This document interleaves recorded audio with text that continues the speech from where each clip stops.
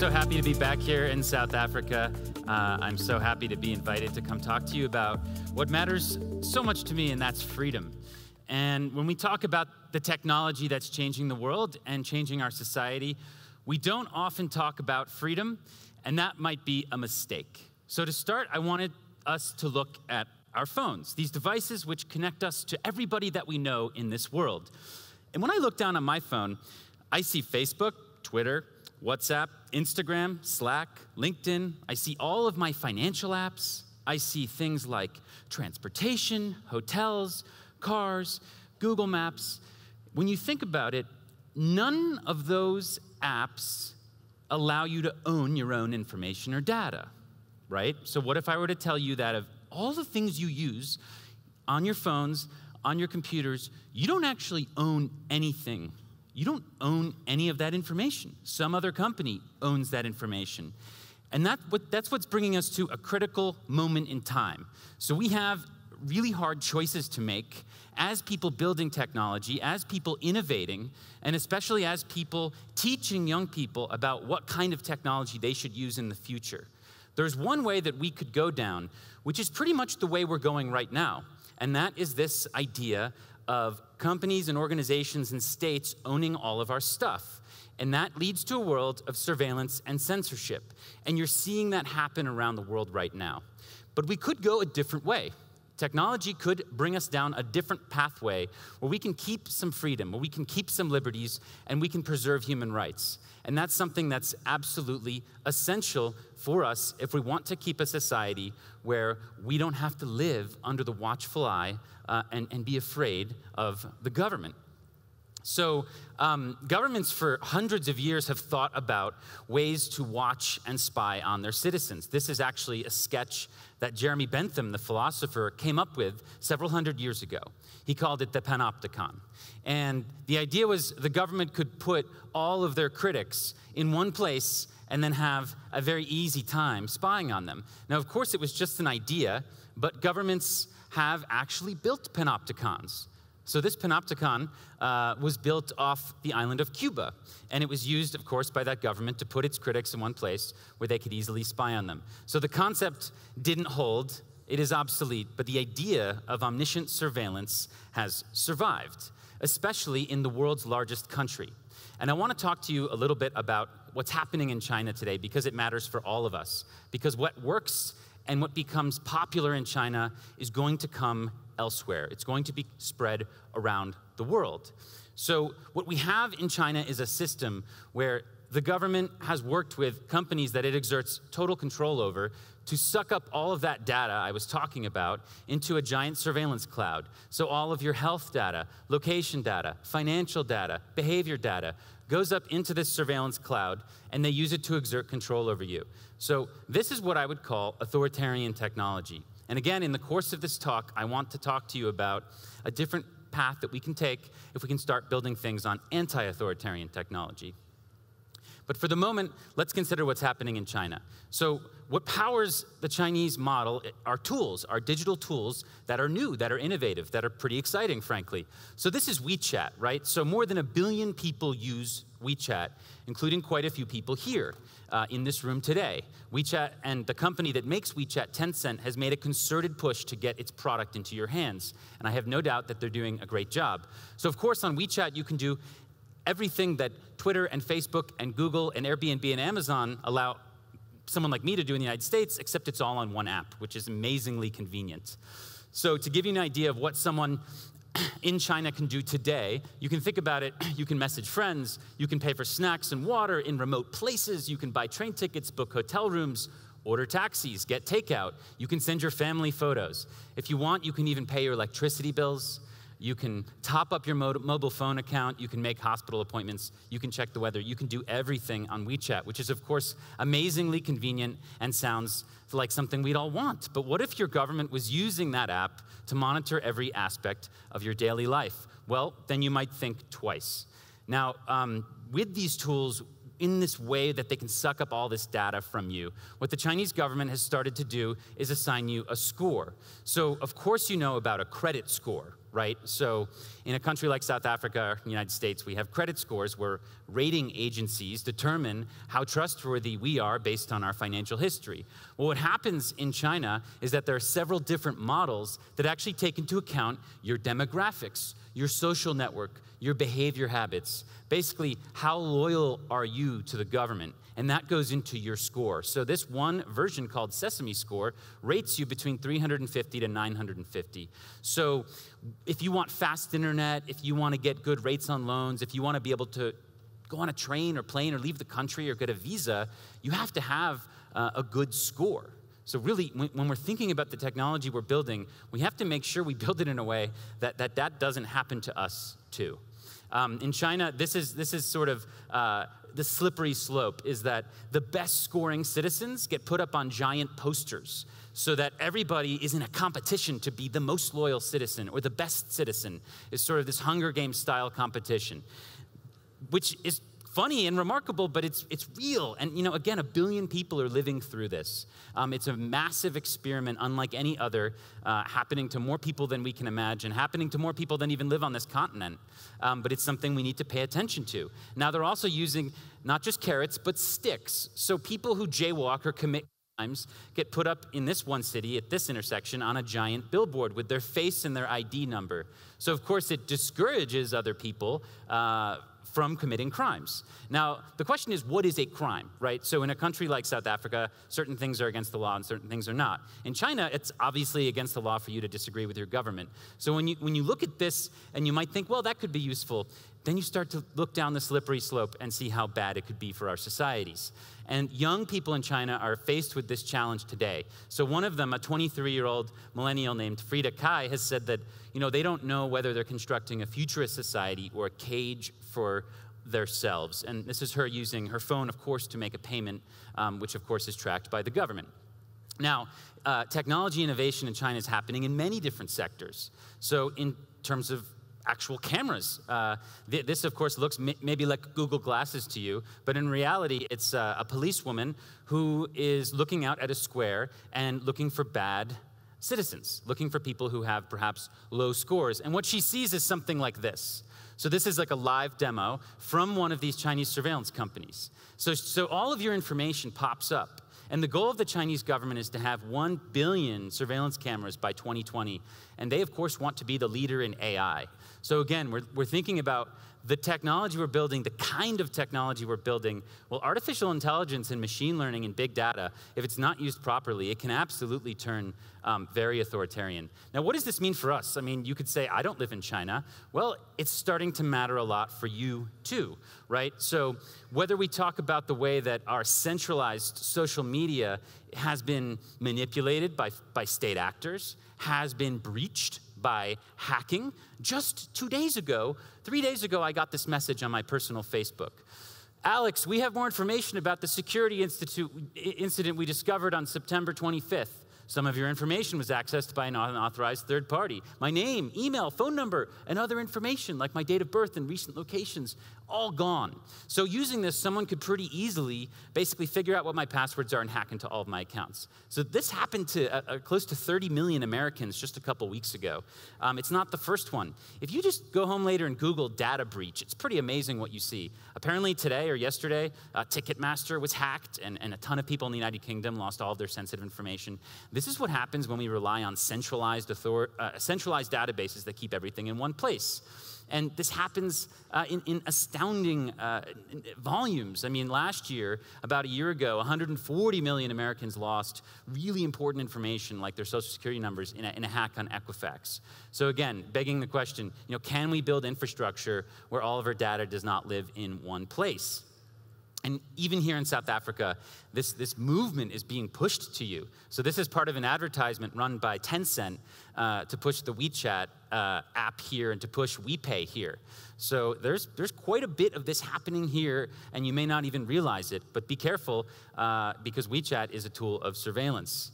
Now, the world has kind of looked at this and in some cases has said enough, right? So this is the TED conference in Vancouver this year. So the most popular talk out of the whole conference was given by Jaron Lanier, who's a futurist and a philosopher. He invented the term virtual reality. So what he said is that we need to create a new kind of internet. We need to rethink and revolutionize the way that we as humans interact with each other so that when I send you a message, some company can't make a profit off of it. Or so that when I have something online, it can't just get deleted, hacked, or manipulated. And that's really important because, again, what if you could control your own data? Then that would make total government surveillance impossible.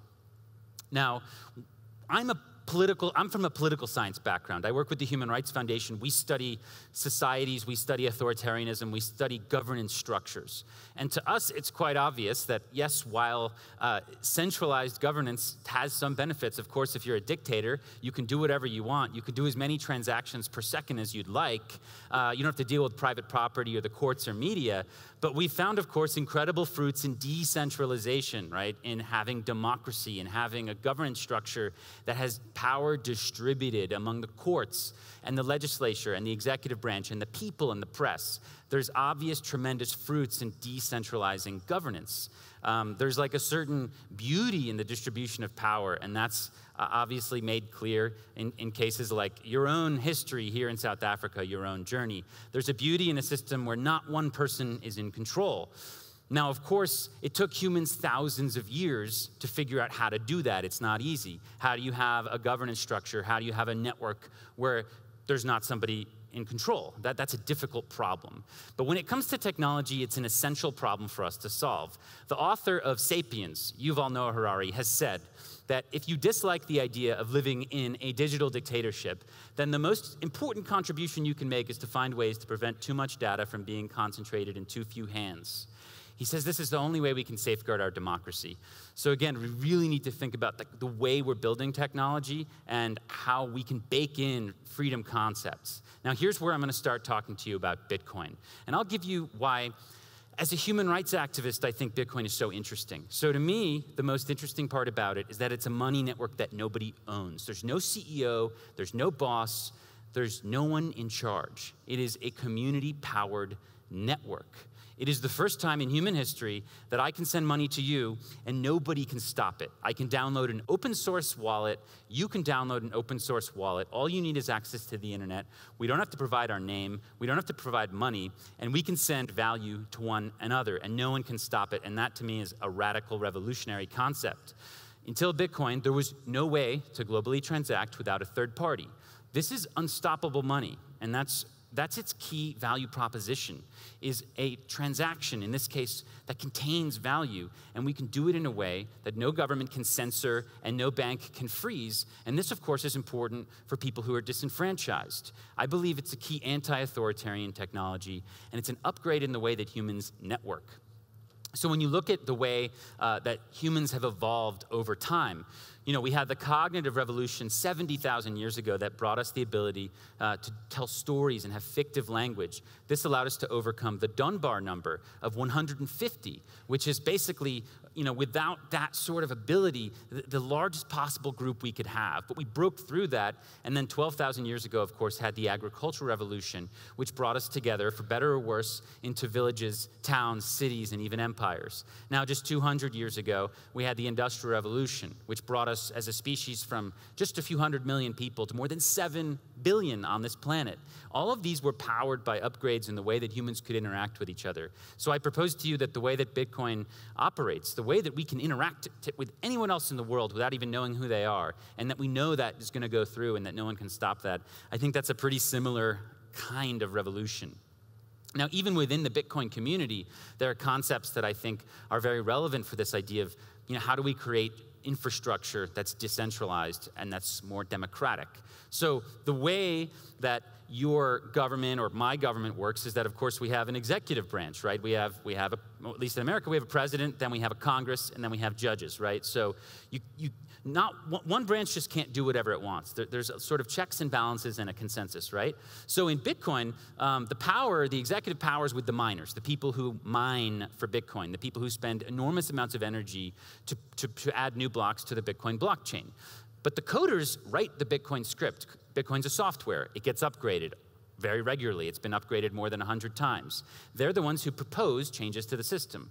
But the new blocks that the miners find filled with our transactions, and the new ways that people want to upgrade Bitcoin won't be accepted unless the users agree. So the people who have nodes, the people who run the Bitcoin software, they get to decide and they act as the judicial branch. So this, even the way that decision-making happens in the Bitcoin community is very interesting and I think has a lot of lessons for us, and to me, represents a foundational technology that we can build on top of. In just the same way that the internet disrupted information monopolies. For example, it used to be only states and the elite who could promote information on newspapers and television. But now, of course, anybody can have a say. Anybody can have a voice. In that same way that the internet did that, I think Bitcoin will disrupt financial monopolies.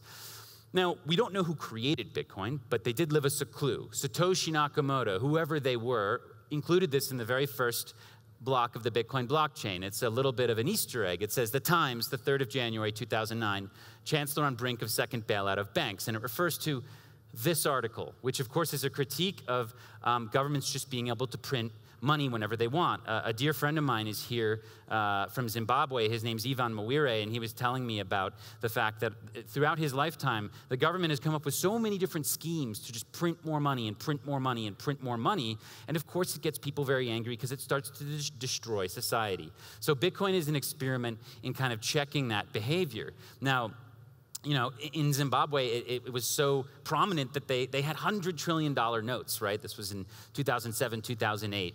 And now there's similar economic crises all around this idea of the government can just print whatever it wants. There's this idea of like separation of church and state, you've heard, right?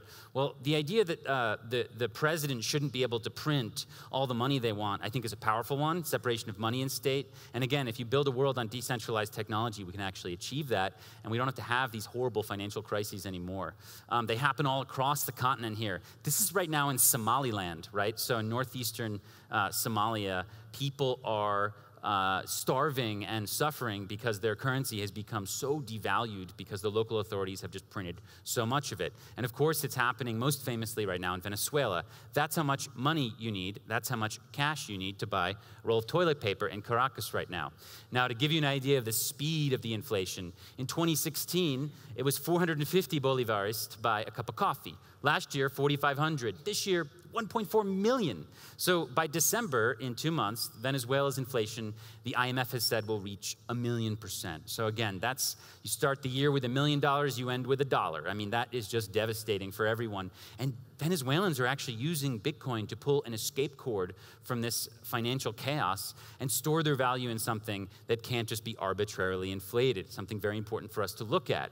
Now, your money, I know that the rand has gone up and down, and of course is not entirely as stable as something like the dollar, but generally speaking, your money is a working financial system. You have a store of value. But most people in the world don't have this luxury. So in the red, this chart by my organization, the Human Rights Foundation, we've tried to indicate all the governments that are highly centralized, where like all the power of the military and the courts and to make laws and to print money are all in the hands of one person or just a few people. So whether that's nearby in Swaziland, where you have an absolute monarch, or as far as Cuba or Burma, this is a human problem that happens everywhere. Now, in the blue are places where that power has been sort of decentralized. And in those places, those red places, those places that are centralized, that's where decentralized technology can be so useful, so liberating, where you can't trust your government or banking system. I'll give you one example. This is a dear friend of mine. Her name's Roya Mahboub. She's one of Afghanistan's first female tech CEOs. And a few years ago, she had to pay the young women that worked for her. She taught them how to code, and they were contributing to her company. Now, she couldn't pay them in cash because the brothers and uncles and fathers of these young girls wouldn't allow them to open a bank account or bring money home. They would just take it from them. And things like PayPal were sanctioned because it's Afghanistan. So Roya was like, what should I do? Someone told her, well, what about using Bitcoin? So she started to pay her employees in Bitcoin. And it gave them, these young women, a sense of financial freedom, a sense of empowerment, right? So one of them was actually forced to leave Afghanistan, to flee Afghanistan because of political repression and threats. So she went on foot as a refugee through Iran, through Turkey, settled in Germany, and the price of a Bitcoin had appreciated in a really positive way for her, and she was able to start her new life. So that gives you kind of a human story of what this could mean for someone, again, who's disenfranchised or doesn't have the same luxuries as maybe people might have in Johannesburg or San Francisco or London. Now, when it comes to these big questions, will the unbanked ever have bank accounts? Or will they leapfrog to crypto wallets? I think this is something that you all need to think about, especially in banking. Think about in Nigeria how Bitcoin has transformed remittances and access to foreign capital. You've got to look at this data, this massive amount of money being moved around without anybody in the middle, without somebody in charge. In Zimbabwe, again, Bitcoin can be a store of value in a place that has a chaotic economy. And there's companies that are based here in Africa, like BitPesa, that use Bitcoin as a medium to transfer cash across borders. So whether or not you need it, there are other people who do need this sort of thing, and the popularity will grow. And it's so important because when we think about payments and money, this is so low on the social stack of what matters, right? So again, to go back to China, everything is done using people's phones now. So Alipay, WePay, the government is building this amazing record of every single transaction, and they can start mapping your behavior, and again, they can start assigning a score to you, and they don't even have to control you. You control yourself because you don't want to be a bad citizen. It's gotten so extreme that when you give money to beggars in places in China, you use your QR code on your phone, right? So, that's what they're asking for. There is no paper or metal money, and that's something that you have to think is a strong possibility, that if you have a very, very young child, that person may never consciously, and as a teenager, interact with paper or metal money. That is something that may happen. We heard about it earlier. I'm a strong believer that we are heading to a cashless society, but the question is, what kind of cashless society do you want to live in? So can we create technology that allows us to live in a cashless society and preserve our privacy and freedoms? That's the question of the day. And it's especially important for you if you're getting sucked into this Wechat, WePay land here, even in South Africa. So Nassim Nicholas Taleb, the famous Black Swan author, has said that Bitcoin's mere existence is an insurance policy that will remind governments that the last object that the establishment could control, namely the currency, is no longer a monopoly. This gives us, the crowd, an insurance policy against an Orwellian future. Now, we're only seeing the beginnings of this now. We're only seeing people in the most extreme cases be able to use Bitcoin. It's because it's a very primitive technology. It's very young, it's very early. It's less than a decade old. But when we think about the advent and the evolution of the phone, right? So in 1990, phones were very expensive, hard to use. The battery life was terrible. The user interface was awful. And now look at today. People have them everywhere in the world, and they don't even just do texting and calls. They do their banking. They do all kinds of social media on their phones. So we need to think about the way that Bitcoin could evolve in this same way.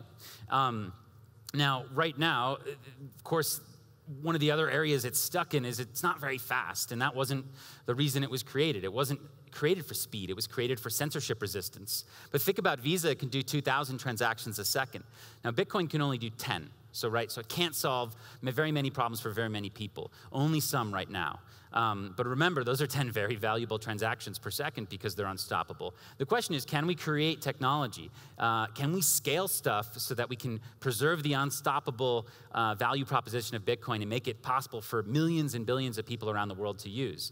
Well, there's a technology that's another technology called Lightning Network. So Lightning Network is a decentralized payment network that allows all of us to be a node in a payment network. So if I want to send you money, we can go back and forth as many times as we want, and then we can start chaining with everybody else in this room.